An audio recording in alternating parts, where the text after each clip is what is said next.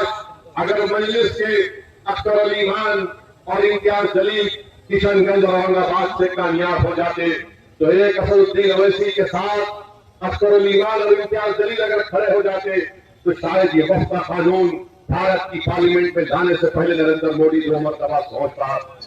तो मेरे अजीज दोस्तों और बुजुर्गों, भ्रष्टाचार को करप्शन के खात्मे के लिए और सीमांचल की इंसाफ की लड़ाई जो आप और हमने मिलकर शुरू की थी, इसको हमको लेकर आगे बढ़ना है। अख्तर अली खान साहब ने अपनी तरफ से कोशिश की कि हम यही चाहते थे कि मजलिस से इत्तेहाद हो जाए, मगर गठबंधन के लोग क्या फैसला करेंगे वो उन्हीं को मालूम।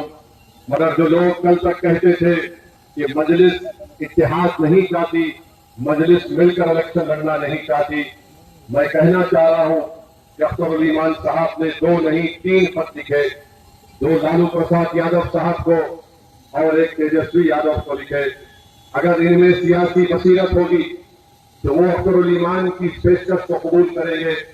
अगर वो नेक नियत होंगे कि बीजेपी को हम बिहार में सरकार बनाने नहीं देंगे, तो अख्तर अली खान साहब ने जो पेशकश की कि मजलिस को सिर्फ 6 सीट दीजिए, अगर आपकी हुकूमत बनती है तो हमको मंत्रालय भी नहीं चाहिए, हमको सीमांचल का इंसाफ चाहिए, इससे ज्यादा हम कुछ नहीं कर सकते।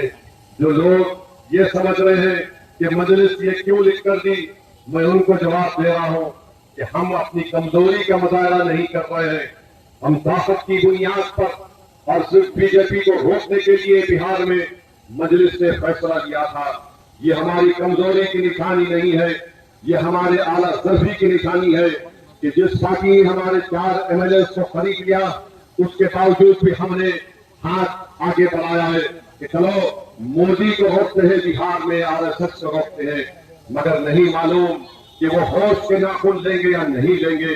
मगर मैं आपको बताना चाह रहा हूं कि मोदी की हुकूमत ने जो वक्फ के ताल्लुक से तरमीमी कानून बनाया, उस कानून को बनाने का मकसद एक ही है कि बिहार में मस्जिदों को आपसे छीन लिया जाए, बिहार में ईदगाह की जमीन को मुसलमानों से छीन लिया जाए, बिहार में खानकाहों को वीरान कर दिया जाए, बिहार में वो जो दरगाहें हैं जो प्रोटेक्टेड मॉन्यूमेंट के नाम पर 200-300 साल से आबाद है, उसका मालिक अब वक्फ नहीं, उसका मालिक आर्कियोलॉजिकल सर्वे ऑफ इंडिया सारे कदीमा बन चुका है। ये ऐसा कानून मोदी, बीजेपी, नीतीश कुमार ने बनाया जो हमारी शनाख्त को खत्म करना चाहता है। मेरे अजीज दोस्तों और बुजुर्गों, इसीलिए हमको मुत्तहिदा तौर पर अपने के कोर्ट का सही इस्तेमाल मजलिस इत्तेहाद मुस्लिमीन के हक में करना है। दुनिया ने देखा कि भारत की पार्लियामेंट में नरेंद्र मोदी, अमित शाह के सामने अगर किसी ने इस वक्त के कानून को काला कानून कहकर फाड़ दिया तो उसका नाम असदुद्दीन अवैसी था। मुझे ये बात कहने दीजिए कि जब वक्त का कानून पास हो रहा था तो मेरे दिल का एक हिस्सा मुझसे पुकार पुकार कर कह रहा था कि काश अगर मजलिस के अख्तर अली खान और इम्तियाज जलील किशनगंज और औरंगाबाद से कामयाब हो जाते तो एक असदुद्दीन अवैसी के साथ अख्तर अली खान और इम्तियाज जलील अगर खड़े हो जाते तो शायद ये वक्फ का कानून भारत की पार्लियामेंट में जाने से पहले नरेंद्र मोदी 2 मरतबा सोचता। मगर मेरे भाई, आज आपके पास एक मौका आया है। अख्तर अली खान अकेले बिहार की विधानसभा में है। ये 4 जो लोग दौलत की बुनियाद पर, जो दौलत को खुदा मानकर अपना जमीन बेच चुके, ये बेईमान थे, जिन्होंने दौलत को ठुकराया और जिन्होंने ईमान का सौदा नहीं किया, उसका नाम अख्तर अली खान है।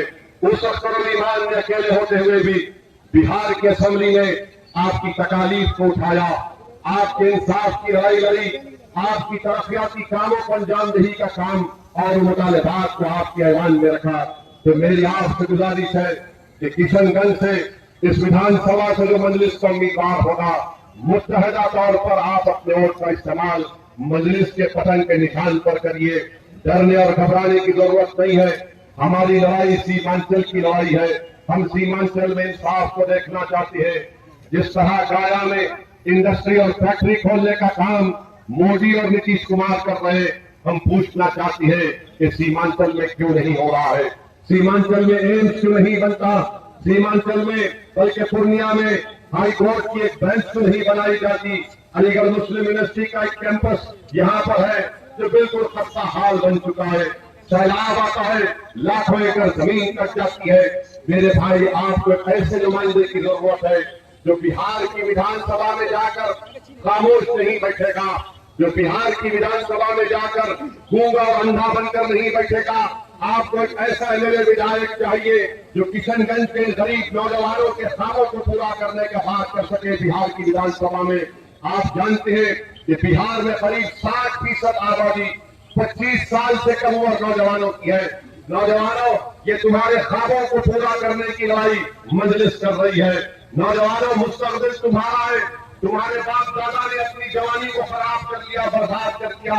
उनकी जवानी को बर्बाद इन तमाम नामनिहाद पार्टियों ने किया जिन्होंने सिर्फ उनका वोट हासिल किया और उनको कुछ नहीं दिया। नौजवानों, मैं तुम्हारे सामने खड़े होकर तुम्हारे सामने हाथ फैलाकर भीख मांग रहा हूँ कि ये लड़ाई तुम्हारे मुस्तकबिल की लड़ाई है। अगर आज तुम मुत्तहदा तौर पर मजलिस को कामयाब करोगे तो आने वाले 30-40 साल तक तुम याद रखोगे कि मैंने विधानसभा के चुनाव में किशनगंज हो या सीमांचल हो, अपने मुस्तकबिल के लिए मैंने अपनी पार्टी को वोट किया और कोई इसमें शर्मिंदगी की बात नहीं है। अगर आप मजलिस को कामयाब कर रहे, ये कामयाबी आपकी कामयाबी होगी। अगर कोई जालिम ये कहेगा कि ओवैसी यहाँ पर मुस्लिम लीडरशिप को पैदा करने की बात करके समाज को तोड़ना चाहता है, तो मैं जालिमों की आंख में आंख डालकर पूछना चाहता हूँ, बताओ, राजपूत का नेता हो सकता है, भूमियार का नेता हो सकता है, कुर्मी कुशवाहा का नेता हो सकता है, टीपीसी का नेता हो सकता है, यादवों का नेता हो सकता है, पासवान का नेता हो सकता है, मांझियों का नेता हो सकता है, तुम्हारा सबका नेता हो सकता है। और ओवैसी अगर गरीब और मजलूम आवाम के इंसाफ के लिए कहता है कि तुमको नेता बनेगा, तुम भिखारी बनकर किसके पास भीख नहीं मांगोगे बल्कि अपने मुकद्दर के पैसे तुमको करोगे, तो इनको तकलीफ हो जाती है। क्या बात कर रहे हो? तुम समाज को तोड़ना चाहते हो? अरे समाज को तोड़ने के लिए नहीं, भारत के संविधान को मजबूत बनाने की बात ओवैसी कर रहा है।